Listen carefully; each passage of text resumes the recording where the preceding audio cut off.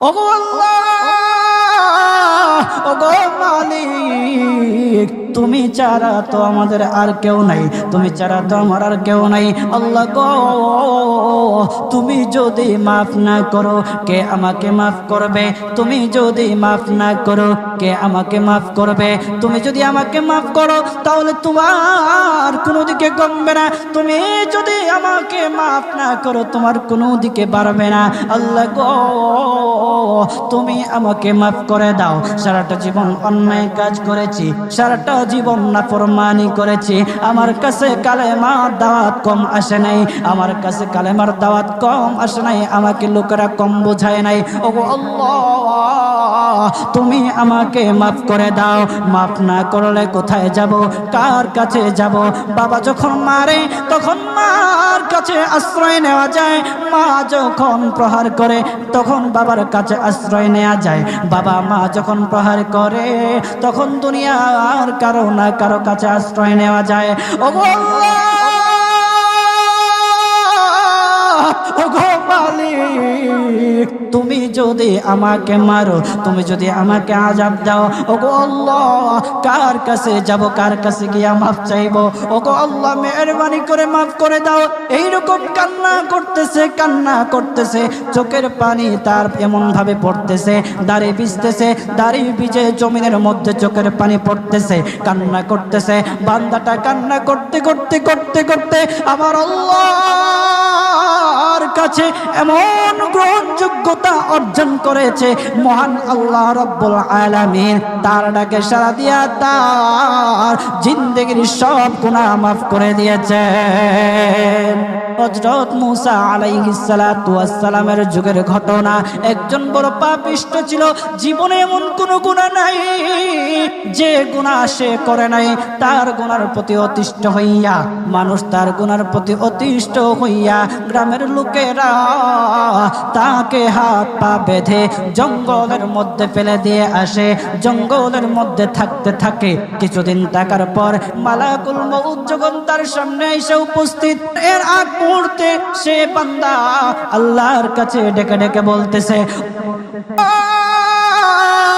ওগো মালিক, তুমি ছাড়া তো আমাদের আর কেউ নাই, তুমি ছাড়া তো আমার আর কেউ নাই।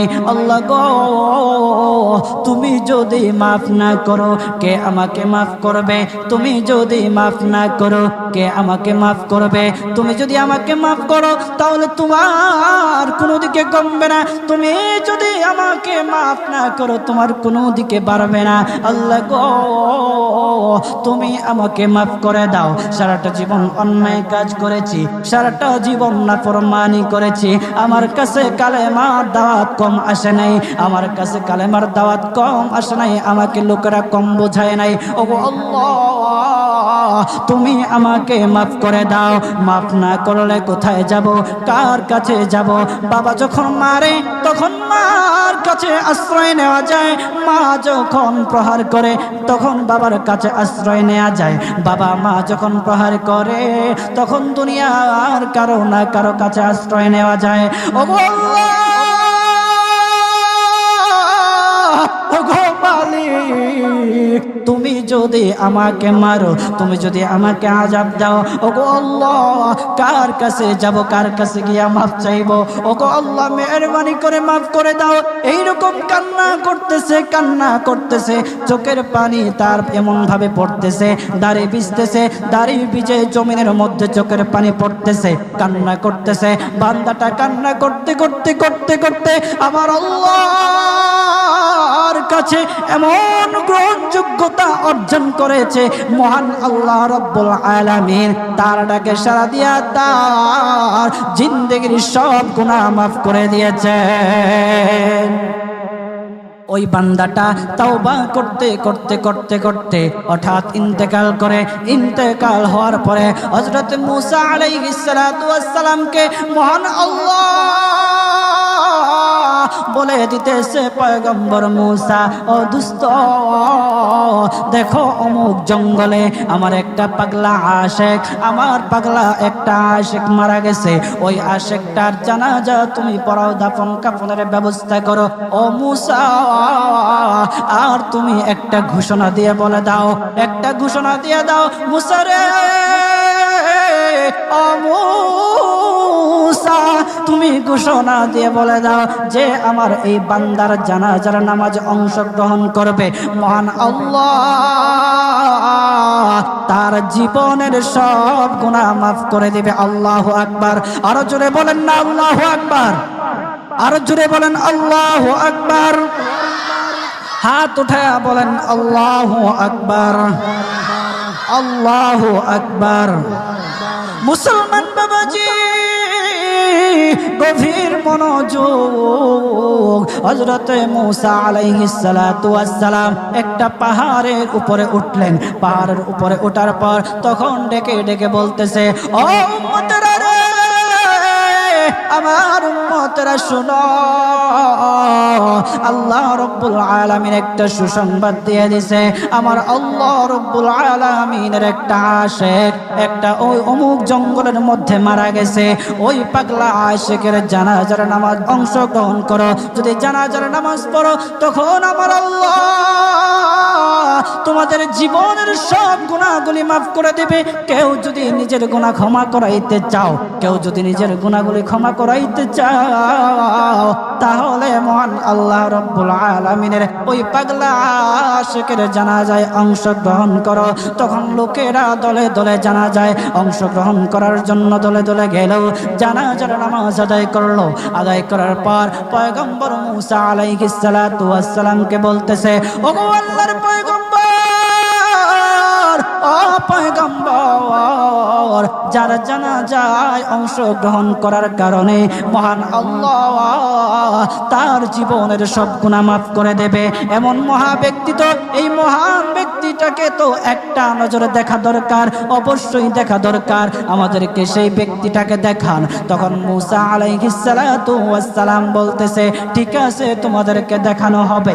তখন যখন দেখাতে গেলেন, দেখানোর সাথে সাথে লোকেরা বলল, পয়গম্বর আপনি কি বলেন, এই লোকটাকে তো আমরা ভালো করে চিনি, ওই লোকটা বড় পাপিষ্ঠ ছিল, বড় অন্যায়কারী ছিল, বড় জুলুমকারী ছিল।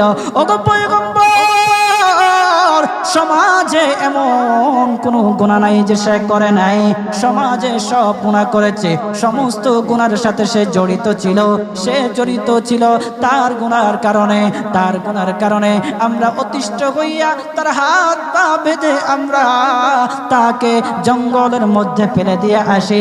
এই পাপিষ্ঠ বান্দা আল্লাহ তাআলার বড় আশিক হতে পারে কিভাবে, আল্লাহ তাআলার প্যারা হতে পারে কিভাবে?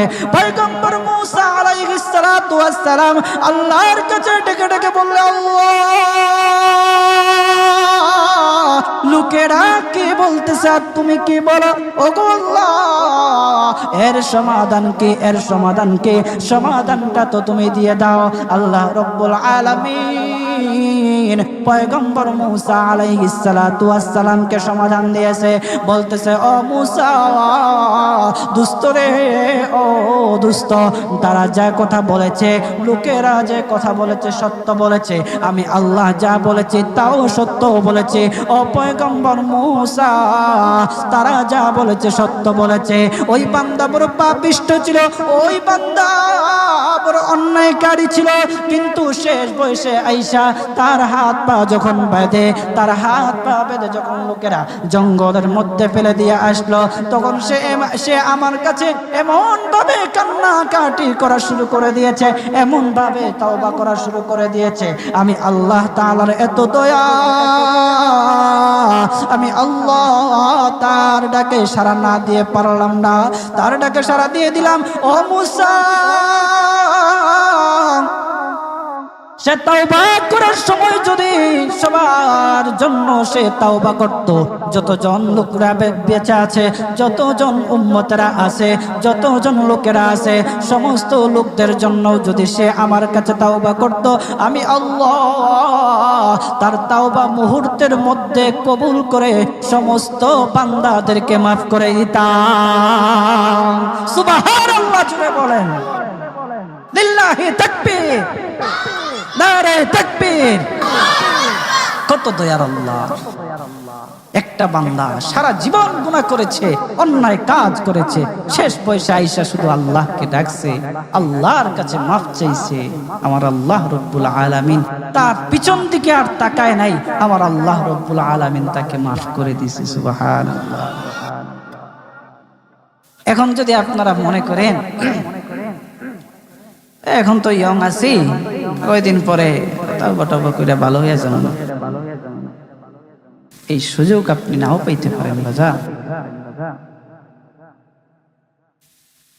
যাদেরকে বলা হয় যে কিছু লোক আছে আমাদের সমাজে, যদি ওদেরকে বলা হয় যে ভাই দাড়িটা একটু রাখেন না, নামাজটা একটু পড়েন না, একটু বয়স হোক, পোলা মাইয়া বড় হোক, দাড়ি রাইখা দিন, আছে না এরকম? আপনি কি বিশ্বাস করেন আপনার পোলা মাইয়া বড় হইব? সেই সুযোগ আপনি পাবেন? কতটুকু গ্যারান্টি আছে বলেন? বাবার আগে ছেলে চলে যায়, ছেলের আগে বাবা চলে যায়, আবার নাতির আগে দাদাও চলে যায়, আর দাদার আগে নাতিও চলে যায়। ও বাজার, সময় নেই, সময় নেই। গভীর মন দিয়ে একটু চিন্তা করেন, চোখটা বন্ধ করেন। মাঝে মধ্যে আমার এমন উপলব্ধি হয়, চোখটা যখন বন্ধ করে দেই, বন্ধ করে দিয়ে যখন চিন্তায় লাগে, তখন মনে মনে ভাবি, হায় রে, এত কিছু কার জন্য করতেছি? এই মুহূর্তে যদি মালাকুল মউত আমার সামনে আইসা যায়, আমাকে নিয়ে যায়, আমি তো সাদা কাফনের প্যাকেট পেয়ে যাব। এই সম্পদ নেয়ার জন্য, আমার জিনিসপত্র নেয়ার জন্য আমার আত্মীয় স্বজনরা খাড়াখাড়ি, আমি কার জন্য কি করতেছি? অন্তরটা তখন ফেটে যাওয়ার মতো। আমরা কি করতেছি? কার জন্য করতেছি?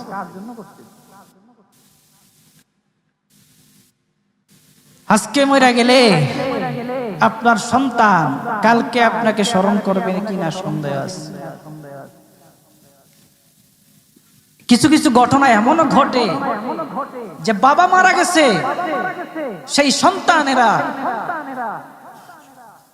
সম্পত্তি বন্টন করার জন্য বাবার লাশটা পর্যন্ত দাফন করতে দেয় না। আমাদের সমাজে এগুলো দেখা যায় না? আপনি কার জন্য কি করতেছেন? কার জন্য করতেছেন?